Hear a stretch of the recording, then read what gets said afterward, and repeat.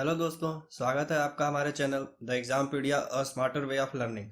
आज हम mission triple UP triple SC PET 2021 के अंतर्गत भारतीय राष्ट्रीय आंदोलन पर चर्चा करेंगे। इस आंदोलन का पढ़ने से पहले हमें आधुनिक इतिहास के कुछ पीछे की घटनाओं पर चर्चा करना पड़ेगा। यह उसी का पार्ट है। आइए हम देखते हैं कि कौन कौन सी घटनाएं महत्वपूर्ण है। तो एक बार हम आपको संक्षिप्त में बता देते हैं कौन कौन से टॉपिक हैं। पुर्तगाली, डच, अंग्रेज, फ्रांसीसी, प्लासी का पहला युद्ध, बक्सर का युद्ध, इलाहाबाद की संधि, इलाहाबाद की प्रथम संधि, उसमें द्वितीय संधि, फिर अंग्रेजों का मैसूर से संबंध, फिर भारत का राष्ट्रीय स्वतंत्रता संग्राम, कांग्रेस की स्थापना, कांग्रेस के अधिवेशन, बंगाल विभाजन, मुस्लिम लीग, कांग्रेस का सूरत विभाजन, मार्लो मिंटो सुधार योजना, दिल्ली दरबार, गदर पार्टी, होम रूल, लखनऊ समझौता, चंपारण सत्याग्रह, रॉलेट समिति, हंटर आयोग, असहयोग आंदोलन, चौरी चौरा कांड, क्रांतिकारी आंदोलन की गतिविधियां, साइमन कमीशन का विरोध, सॉन्डर्स हत्याकांड, बारदोली सत्याग्रह, नमक सत्याग्रह, गोलमेज सम्मेलन, हरिपुरा एवं त्रिपुरी अधिवेशन, अगस्त प्रस्ताव, क्रिस प्रस्ताव, भारत छोड़ो आंदोलन, आज़ाद हिंद फौज, कैबिनेट मिशन एवं स्वतंत्रता विभाजन। तो आइए हम इस पे चर्चा करते हैं। सबसे पहले शुरू करेंगे पुर्तगालियों के बारे में। जानते हैं कि आखिर पुर्तगाली का व्यापार करने का क्या उद्देश्य था इंडिया में। सबसे पहले देखेंगे 17 मई 1498 को पुर्तगाली यात्री वास्को डी गामा भारत के तट पर आया। इस तथ्य से आप लोग काफ़ी परिचित होंगे, काफ़ी आप लोगों ने पढ़ा होगा। वास्को डी गामा की सहायता गुजराती व्यापारी अब्दुल मजीद ने की। उसने कालीकट के राजा, जिसकी उपाधि जमोरिन थी, से व्यापार का अधिकार प्राप्त किया और अपना प्रथम दुर्ग कोचीन में स्थापित किया। ये थी पुर्तगालियों के बारे में जानकारी। ज़्यादा इससे प्रश्न नहीं आएंगे, छोटे छोटे पॉइंट बनाया गया है जिससे आपको याद करने में आसानी हो। अब हम देखेंगे डच। 1602 में प्रथम डच ईस्ट कंपनी की स्थापना की गई, जो भारत से व्यापार करने के लिए बनाई गई। उन्होंने कई जगह कोठियाँ स्थापित की, जिसमें सबसे पहले 1605 में मछलीपट्टनम में स्थापित की, फिर पुलिकट में स्थापित की, सूरत में, करिकल में, कासिम बाजार, नागपट्टनम, कोचीन आदि जगहों पर उन्होंने स्थापित की अपनी कोठियाँ। अब अंग्रेज के बारे में हम जानते हैं। 31 दिसंबर 1600 को कुछ व्यापारियों ने इंग्लैंड की महारानी एलिजाबेथ को ईस्ट इंडिया कंपनी की स्थापना का अधिकार पत्र दिया। अंग्रेजों ने अपनी पहली फैक्ट्री सूरत में स्थापित की। भारत आने वाला प्रथम ब्रिटिश नागरिक जॉन मिडेल था। यह प्रश्न काफ़ी परीक्षा में पूछा गया है, अतः इसे अवश्य ध्यान से देखें। अब हम फ्रांसीसी कंपनियों के बारे में जानते हैं। फ्रांसीसी कंपनी का संस्थापक कोलबर्ट को माना जाता है। यह था पुर्तगाली, फ्रांसीसी, अंग्रेज, डच यात्रियों के बारे में जानकारी। अब हम पढ़ेंगे प्लासी के युद्ध के बारे में। प्लासी का युद्ध क्यों महत्वपूर्ण है यह जानेंगे। प्लासी का युद्ध भारतीय स्वतंत्रता संग्राम के लिए काफ़ी महत्वपूर्ण रहा है। तो आइए जानते हैं क्या है यह। प्लासी का पहला युद्ध 23 जून 1757 को मुर्शिदाबाद के दक्षिण में 22 मील दूर नदिया जिले में गंगा नदी के किनारे प्लासी नामक स्थान में हुआ था। इस युद्ध में एक और ब्रिटिश ईस्ट इंडिया कंपनी की सेना थी, तो दूसरी ओर बंगाल के नवाब की सेना। कंपनी की सेना ने रॉबर्ट क्लाइव के नेतृत्व में सिराजुद्दौला को हरा दिया। यह काफ़ी महत्वपूर्ण युद्ध था। यह अक्सर परीक्षा में पूछा जाता है कि प्लासी युद्ध कब हुआ, किसके किसके बीच में हुआ, इस युद्ध का परिणाम क्या हुआ। इस चीज़ों को आपके बारे में जानना चाहिए। अब हम अगले युद्ध पर चर्चा करते हैं। यह युद्ध है बक्सर का युद्ध। अक्सर परीक्षा में प्रश्न पूछ लिया जाता है बक्सर का युद्ध कब हुआ था, सन पूछ लिया जाता है। तो यहाँ पर हमने लिखा है 1764 में बक्सर का युद्ध हुआ था। यह युद्ध ईस्ट इंडिया कंपनी के हेक्टर मुनरो और मुगल तथा नवाब की सेनाओं के बीच लड़ा गया था। यह भी पूछ लिया जाता है कि किन किन लोगों के बीच यह बक्सर का युद्ध लड़ा गया। बंगाल के नवाब मीर कासिम, अवध के नवाब शुजाउद्दौला, तथा मुगल बादशाह शाह आलम द्वितीय की संयुक्त सेना अंग्रेज कंपनी से लड़ रही थी। लड़ाई में अंग्रेजों की जीत हुई। इसके पश्चात अंग्रेजों को पश्चिम बंगाल, बिहार, झारखंड, उड़ीसा, बांग्लादेश का दीवानी और राजस्व अधिकार कंपनी के हाथों चला गया। यह एक ऐसा युद्ध था जिसमें अंग्रेजों की प्रभुता साबित की। इस युद्ध की समाप्ति के पश्चात क्लाइव ने मुगल सम्राट शाह आलम द्वितीय तथा अवध के नवाब शुजाउद्दौला के साथ इलाहाबाद की संधि की। इलाहाबाद की 2 संधियां थी, यह बहुत महत्वपूर्ण है, इसे आप अवश्य जानें।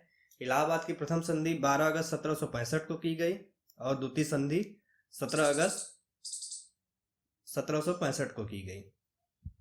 अब हम जानेंगे अंग्रेजों का मैसूर से संबंध। मैसूर क्यों इतना फेमस था, आप लोगों ने काफी इसके बारे में जानकारी इकट्ठा की होगी।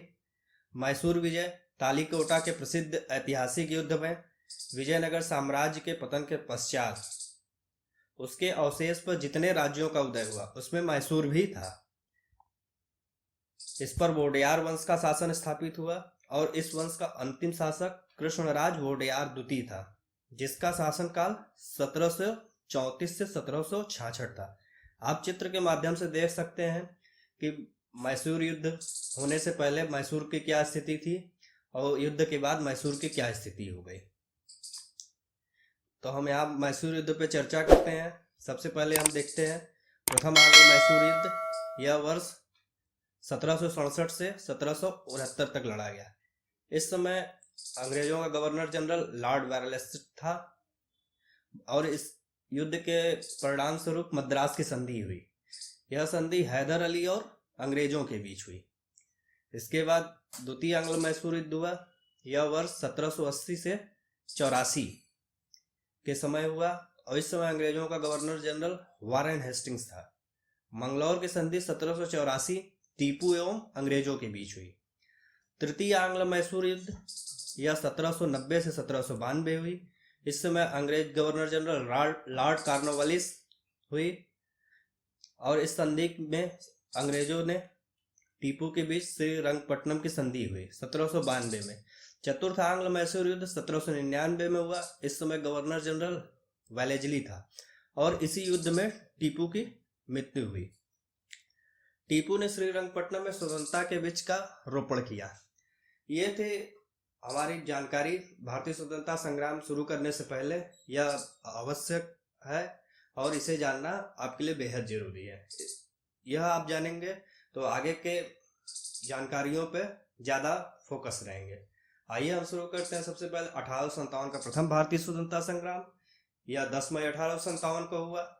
यह काफ़ी फेमस है और इससे काफ़ी प्रश्न परीक्षा में पूछे जाते हैं। आइए देखते हैं कि इसमें कौन कौन से प्रश्न ऐसे हैं जो परीक्षा में प्रश्न बनते हैं। तो हम इसके पहले सबसे पहले देखेंगे कहाँ कहाँ यह विद्रोह हुआ। इसमें सबसे पहले था आपका मेरठ। मेरठ से क्रांति की शुरुआत हुई। इसके बाद दिल्ली, कानपुर, लखनऊ, झांसी, वर्तमान हरियाणा, राजपुताना के कुछ हिस्से राजस्थान से और ग्वालियर से, यह प्रमुख विद्रोह के केंद्र थे जहां पे 1857 की क्रांति फैली। 1857 की क्रांति की शुरुआत 10 मई 1857 की संध्या को मेरठ से हुई। यह अक्सर पूछा जाता है कि क्रांति की शुरुआत कहाँ से हुई, तो यह मेरठ से हुई। इसको समस्त भारतवासी 10 मई के प्रत्येक वर्ष क्रांति दिवस के रूप में मनाते हैं। कौन सा दिवस? क्रांति दिवस। क्रांति की शुरुआत करने का श्रेय अमर शहीद मंगल पांडे को जाता है।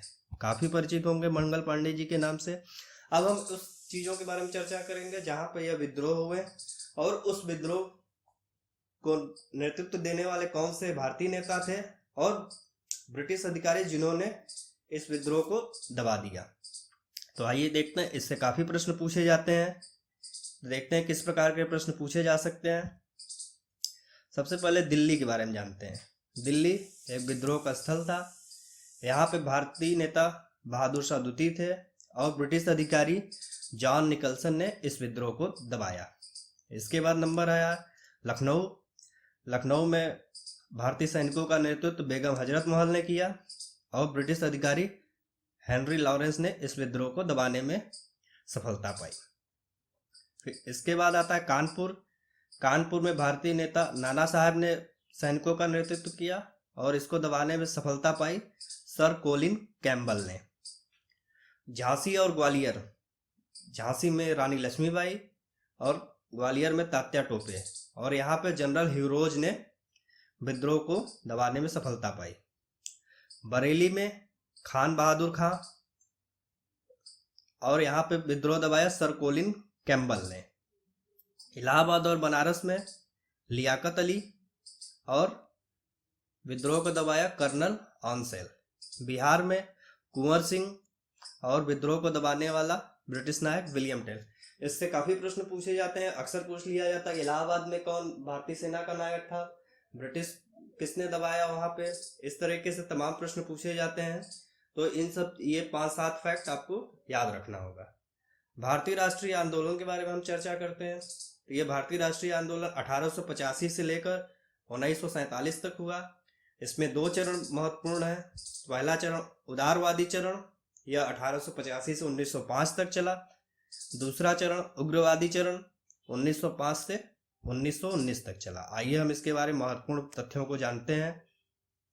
और तीसरा गांधीवादी चरण, यह 1919 से लेकर 1947 तक चला। तो हम सबसे पहले भारतीय राष्ट्रीय कांग्रेस के बारे में पढ़ेंगे, देखेंगे भारतीय राष्ट्रीय कांग्रेस से कौन कौन से महत्वपूर्ण तथ्य हैं जिनसे परीक्षा में प्रश्न पूछे जा सकते हैं। तो आइए देखते हैं। सबसे पहले हम देखेंगे कांग्रेस की स्थापना ब्रिटिश राज में 28 दिसंबर 1885 में हुई थी। इसके संस्थापकों में A.O. ह्यूम थियोसॉफिकल सोसाइटी के प्रमुख सदस्य दादा भाई नौरोजी और दिनसा वाचा शामिल थे। इसकी स्थापना 72 प्रतिनिधियों की उपस्थिति के साथ 28 दिसंबर 1885 को बॉम्बे के गोकुलदास तेजपाल संस्कृत महाविद्यालय में हुई थी, और इसके संस्थापक महासचिव A.O. ह्यूम थे, जिन्होंने कलकत्ता के व्योमेश चंद्र बनर्जी को अध्यक्ष नियुक्त किया गया था।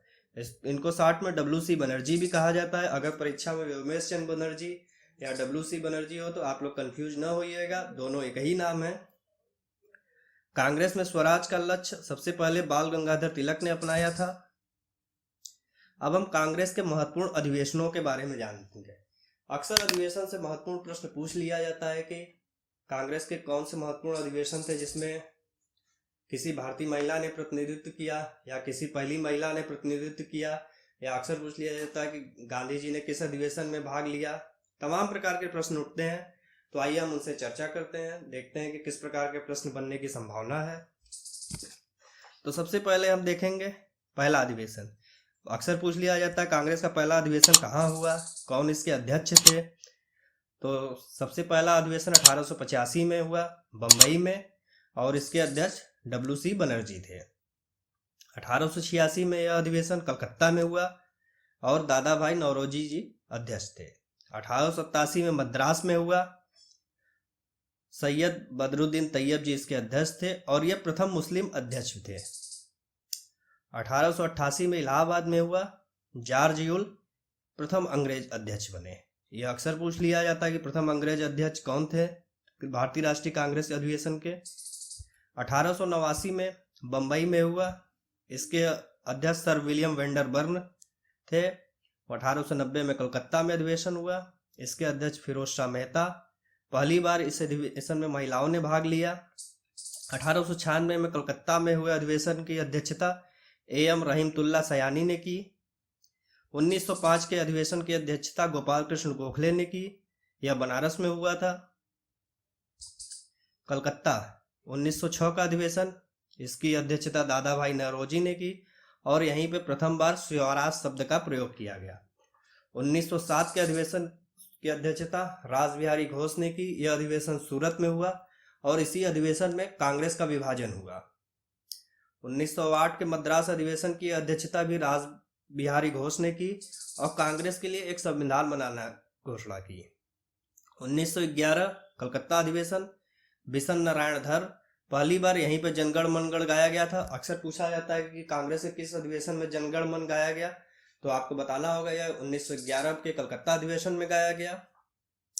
अगला सबसे महत्वपूर्ण अधिवेशन है 1916 का लखनऊ अधिवेशन, इसकी अध्यक्षता A.C. मजूमदार ने की और यहीं पर कांग्रेस का मुस्लिम लीग के साथ मिलन हुआ।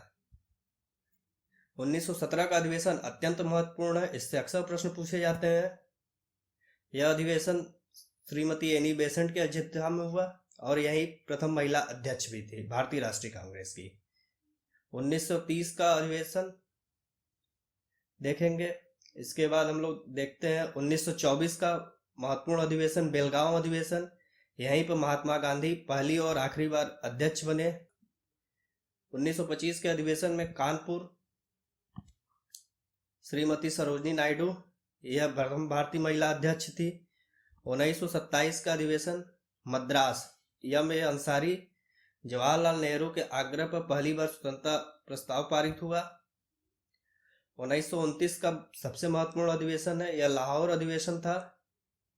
इसकी अध्यक्षता जवाहरलाल नेहरू जी ने की और यहीं पर पूर्ण स्वराज प्रस्ताव पारित हुआ। यह बहुत महत्वपूर्ण अधिवेशन है। 1937 का फैजपुर अधिवेशन, यहाँ पे जवाहरलाल नेहरू अध्यक्षता की और पहली बार गांव में सत्र हुआ कांग्रेस का। 1938 का हरिपुरा अधिवेशन, इसकी अध्यक्षता सुभाष चंद्र बोस ने की। इसके बाद 1939 की अध्यक्षता भी सुभाष चंद्र बोस ने की। यह अधिवेशन त्रिपुरी में हुआ और यहीं पर बोस ने त्यागपत्र दिया और राजेंद्र प्रसाद का अध्यक्ष बनना तय हुआ। और इसके साथ महत्वपूर्ण तथ्य यह है कि बोस द्वारा फॉरवर्ड ब्लॉक का गठन किया गया। 1940 का अधिवेशन रामगढ़ अधिवेशन, यह अब्दुल कलाम आजाद ने अध्यक्षता की और अब्दुल कलाम आजाद अध्यक्ष बने। 1946 का अधिवेशन मेरठ अधिवेशन, इसकी अध्यक्षता जेबी कृपलानी ने की और भारत को आज़ादी यहीं मिली। यह अक्सर प्रश्न पूछा जाता है कि भारत की आज़ादी के समय कांग्रेस का अध्यक्ष कौन था, तो आपको बताना होगा कि कांग्रेस का अध्यक्ष जेबी कृपलानी जी थे। कांग्रेस का विशेष अधिवेशन 1947 यह दिल्ली में हुआ और इसकी अध्यक्षता डॉक्टर राजेंद्र प्रसाद ने की। अब कांग्रेस के बारे में कुछ विशेष टिप्पणियों को जान लेते हैं। यह भी अक्सर प्रश्न परीक्षा में पूछा जाता है कि किसने यह विशेष टिप्पणी की। यह जनता के उस अल्पसंख्यक वर्ग का प्रतिनिधित्व करती है जिसकी संख्या सूक्ष्म है, यह लॉर्ड डफरिन ने कहा था। कांग्रेस अपनी मौत की ओर घड़ियां गिन रही है। भारत में रहते हुए मेरी सबसे बड़ी इच्छा है कि मैं उसे शांतिपूर्वक मरने में मदद कर सकूं, यह लॉर्ड कर्जन ने कहा था। यदि हम वर्ष में एक बार मेढक की तरह टर्राएं तो हमें कुछ नहीं मिलेगा, यह बाल गंगाधर तिलक जी ने कहा था। कांग्रेस अधिवेशनों को 3 दिन का तमाशा कहा, यह अश्विनी कुमार दत्त ने कहा। और याचना संस्था, यह विपिन चंद्र पाल ने कहा। तो ये हमारा मॉडर्न हिस्ट्री का पहला पार्ट था। अगर आपको ये पसंद आया हो तो लाइक करें, सब्सक्राइब करें, शेयर करें और इस वीडियो का PDF पाने के लिए हमारे चैनल के डिस्क्रिप्शन बॉक्स में टेलीग्राम चैनल का लिंक दिया है, अतः वहां से जाकर इसे प्राप्त कर सकें। दूसरा पार्ट देखने के लिए आप थोड़ा इंतजार करें, जल्द ही आ रहा है। धन्यवाद।